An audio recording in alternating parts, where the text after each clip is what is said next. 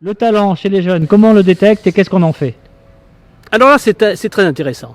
Et c'est quelque chose qui me plaît beaucoup, parce que bon, j'ai beaucoup d'expérience là-dessus, enfin j'essaye d'en avoir, mais j'ai eu des joueurs de talent, c'est vrai, mais qu'est-ce que ça veut dire talent? Talent, c'est compliqué.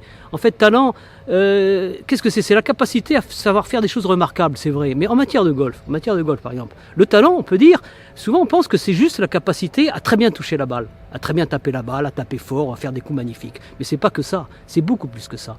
Pour moi, le talent, c'est plus, on voit ça chez les jeunes, c'est là qu'on peut remarquer les capacités d'un jeune. C'est par exemple la capacité à bien s'entraîner, la capacité à être motivé pour s'entraîner longtemps sur des coups précis. Quand on dit à un jeune, par exemple, le petit jeu c'est très important pour scorer, celui qui a du talent, il comprend ce que ça veut dire, il est capable de s'entraîner pendant 2-3 heures à faire des wedging, à faire des sorties de bunker. C'est ça aussi le talent. En fait, le talent, c'est beaucoup de travail finalement.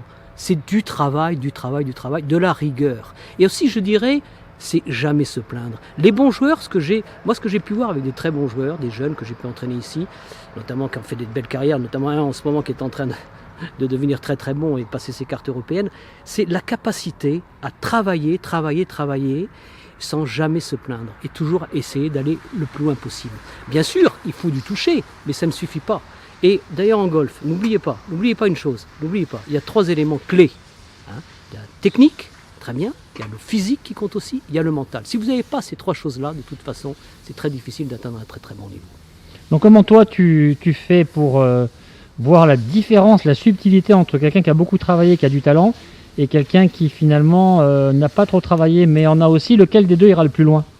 Alors, pour moi, et là, c'est un peu l'expérience que j'ai aussi, souvent, ceux qui vont le plus loin, c'est celui, bon, il faut quand même un peu de talent, bien entendu, enfin, il faut quelques capacités, mais c'est celui qui travaille le plus.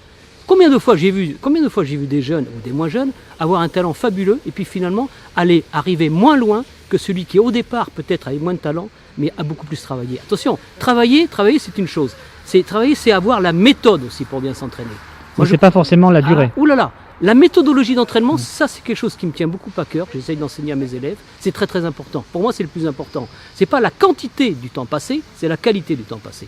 Vous pouvez passer 8 heures par jour, tous les jours à jouer au golf et être un piètre joueur. Et par contre vous pouvez passer 2-3 heures simplement de temps en temps, simplement quand on va s'entraîner, il faut savoir exactement ce qu'on veut faire, avoir des objectifs précis, non sur la durée, mais sur la séance d'entraînement proprement dite.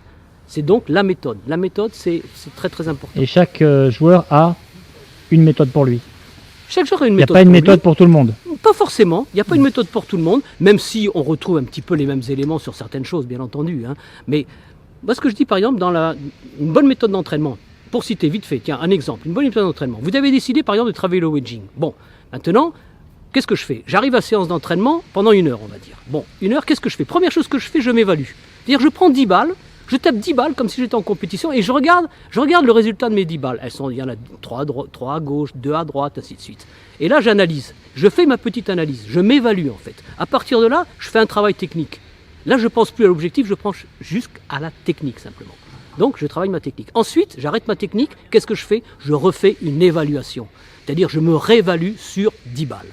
Et à partir de là, je fais ça en permanence, et ça peut durer 1 heure, 2 heures, 3 heures. Jack Nicklaus disait toujours, pas besoin de citer Jack Nicklaus, c'est l'un des plus grands joueurs de tous les temps, peut-être le plus grand, il avait un objectif précis quand il allait au practice. Une fois qu'il avait atteint son objectif, il arrêtait sa séance. Quelquefois c'était au bout d'1 heure, quelquefois c'était au bout d'une demi-heure, quelquefois c'était au bout de 8 heures.